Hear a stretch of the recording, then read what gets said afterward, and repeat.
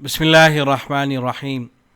حضرت مولانا سید ابوالحسن علی میاں ندوی رحمہ اللہ فرماتے ہیں، رمضان المبارک نزول قرآن کی سالگرہ، رحمتوں اور برکات و تجلیات کا مہینہ، طاعت و عبادات کی بہار کا زمانہ اور روحانیت کا جشن عام ہے۔ حضرت ابن عباس رضی اللہ عنہما فرماتے ہیں کہ حضرت صلی اللہ علیہ وسلم رمضان مبارک میں اعمال خیر کے بارے میں تیز ہوا آندھی سے بھی آگے رہتے تھے۔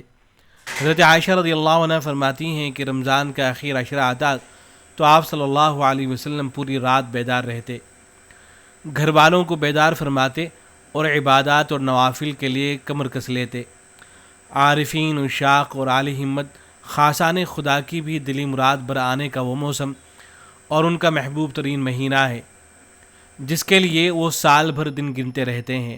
اولیاء متقدمین کا ذکر نہیں، بعض قریب العہد بزرگوں کے متعلق سنا گیا ہے کہ عید کا چاند دیکھتے ہی آنے والے رمضان کا انتظار شروع ہو جاتا تھا۔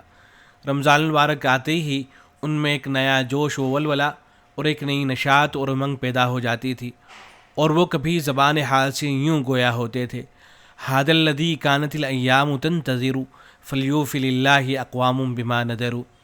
یہ وہ دولت ہے جس کا زمانے کو انتظار تھا، اب وقت آ گیا ہے کہ نظر ماننے والے اپنی نظریں پوری کریں۔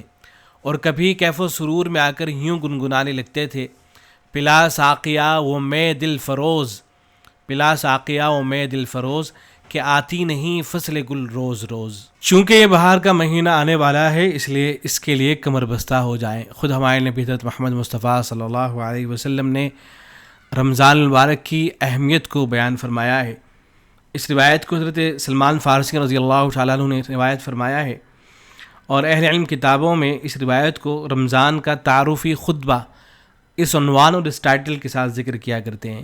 یہ روایت اگرچہ اتنی مضبوط نہیں ہے، لیکن چونکہ اہل علم کا خیال یہ ہے کہ فضائل میں اس طرح کی روایتیں معتبر ہوا کرتی ہیں، اس لیے اہل علم اپنی کتابوں کے اندر اس روایت کو ذکر کرتے چلے آئے ہیں۔ روایت اس طرح سے ہے، حضرت سلمان فارسی رضی اللہ تعالیٰ عنہ فرماتے ہیں کہ شعبان کی آخری تاریخ کو نبی اکرم صلی اللہ علیہ وسلم ممبر پر تشریف فرما ہوئے اور ارشاد فرمایا، اے لوگو، تم پر ایک عظیم اور مبارک مہینہ سایہ فگن ہونے والا ہے، ایسا مہینہ جس میں ایک رات یعنی شب قدر ہے جو 1000 مہینوں سے بڑھ کر ہے، یعنی اس ایک رات میں عبادت کا ثواب 1000 مہینوں کی عبادت سے زیادہ ملتا ہے۔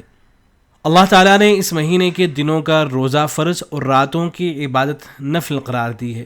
جو شخص اس مہینے میں ایک نیک عمل کے ذریعے قرب خداوندی کا طالب ہو، وہ ایسا ہی ہے جیسے دیگر مہینوں میں فرض عمل کرے، یعنی نفل کا ثواب فرض کے درجے تک پہنچ جاتا ہے۔ اور جو شخص کوئی فریضہ بجا لائے، وہ ایسا ہے جیسے دیگر مہینوں میں 70 فرض ادا کرے، یعنی رمضان میں ایک فرض کا ثواب 70 گنا ہو جاتا ہے۔ اے لوگو، یہ صبر کا مہینہ ہے، اور صبر کا ثواب اور بدلہ جنت ہے، اور یہ لوگوں کے ساتھ حسن سلوک اور خیر خواہی کا مہینہ ہے۔ اس مہینے میں مومن کا رزق بڑھا دیا جاتا ہے۔ جو آدمی اس مبارک مہینے میں کسی روزے دار کو افطار کرائے، اس کے گناہ معاف کر دیے جاتے ہیں، اسے جہنم سے آزادی کا پروانہ ملتا ہے، اور روزے دار کے ثواب میں کمی کے بغیر افطار کرانے والے کو بھی اس کے بقدر اجر سے نوازا جاتا ہے۔ یہ سن کر صحابہ نے عرض کیا کہ اے اللہ کے رسول، ہم میں سے ہر آدمی اپنے اندر اتنی وسعت نہیں پاتا کہ وہ دوسرے کو باقاعدہ افطار کرائے اور اس کے ثواب سے بہرہ یاب ہو۔ اس سوال پر رحمت عالم صلی اللہ علیہ وسلم نے اپنے جانثاروں کو ایسا جواب دیا جس سے ان کی مایوسی خوشیوں میں بدل گئی۔ آپ صلی اللہ علیہ وسلم نے ارشاد فرمایا، اللہ تعالیٰ یہ انعام ہر اس شخص پر فرماتے ہیں جو کسی بھی روزے دار کو ایک گھونٹ دودھ، ایک عدد کھجور، حتیٰ کہ ایک گھونٹ پانی پلا کر بھی افطار کرا دے۔ ہاں، جو شخص روزے دار کو پیٹ بھر کھلائے تو اللہ رب العزت اسے قیامت کے دن میرے حوض کوثر سے ایسا پانی پلائیں گے جس کے بعد کبھی پیاس نہ لگے گی، تاکہ وہ جنت میں ہمیشہ کے لیے داخل ہو جائے۔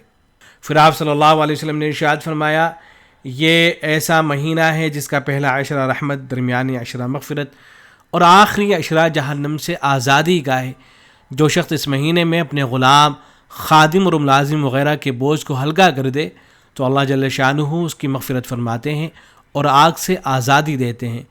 اے لوگو، اس مہینے میں 4 چیزوں کی کثرت رکھا کرو، نمبر 1 کلمہ طیبہ لا الہ الا اللہ، نمبر 2 استغفار، نمبر 3 جنت کی طلب، نمبر 4 آگ سے پناہ۔ تو آئیے رمضان المبارک کے ان قیمتی لمحات کو مزید قیمتی بنائیں اور ان چند باتوں کا خاص طور پر خیال رکھیں۔ ایک تو اس بات کا خیال کر لیا جائے کہ رمضان شروع ہونے سے پہلے ہی اپنی تمام دنیاوی مصروفیات نمٹانے کی کوشش کریں تاکہ رمضان میں یکسوئی سے عبادات کا اہتمام ہو سکے، اور دل میں کسی مسلمان کا کینہ اور بغض ہو یا کسی سے قطع رحمی ہو، رشتہ توڑ رکھا ہو تو دل صاف کر لیں اور صلہ رحمی میں پہل کریں، رشتوں کو نبھانے میں پہل کریں۔ یاد رکھیں دل میں کینہ رکھنے اور قطع رحمی کرنے والوں کی عبادات قبول نہیں ہوتی ہیں۔ چاند دیکھنے کا خصوصی اہتمام کریں، چاند دیکھ کر مسنون دعا پڑھیں، رمضان المبارک کے مکمل روزے رکھنے کا پختہ عزم کریں، رمضان کی پہلی رات ہی سے تراویح میں مکمل قرآن سننے کا اہتمام کریں، اور قرآن مکمل ہو جانے کے بعد بھی چاند رات تک تراویح ہرگز نہ چھوڑیں۔ جیسا کہ ہمارے ہاں ماحول بھی ہے کہ بہت سے حضرات وہ تراویح کا اہتمام نہیں کرتے ہیں، بعض مساجد کے اندر 10 دنوں میں، 15 دنوں میں یا 20 دنوں میں قرآن مجید مکمل ہو جاتا ہے، اس کے بعد تراویح نہیں پڑھی جاتی ہے۔ ایسا ہرگز نہیں کرنا چاہیے۔ رمضان میں ہر عبادت کا ثواب بڑھ جاتا ہے، اس لیے خوب دل لگا کر عبادات اور تلاوت قرآن کا اہتمام کریں۔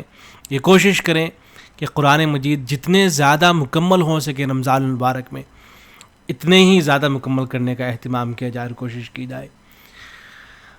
تہجد اور سحری اور افطار کے مبارک اوقات میں اپنے لیے اور تمام امت مسلمہ کے لیے دعاؤں کا بہت زیادہ اہتمام کریں۔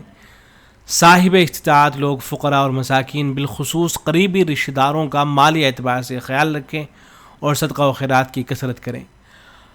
آخری عشرے میں اعتکاف کرنے کی بھرپور کوشش کریں۔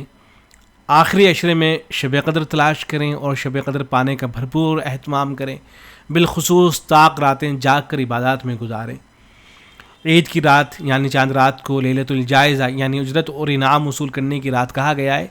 یہ عظیم الشان رات بازاروں میں ضائع نہ کریں بلکہ اللہ کے حضور گڑ گڑا کر اپنی کوتاہیوں کا اعتراف کریں اور یہ رات توبہ اور استغفار میں گزاریں۔ موبائل کا استعمال کم سے کم کریں، انٹرنیٹ کا استعمال کم سے کم کریں۔ ایسا نہ ہو کہ رمضان المبارک کے قیمتی لمحات وہ موبائل کی نظر ہو جائیں یا انٹرنیٹ کی نظر ہو جائیں۔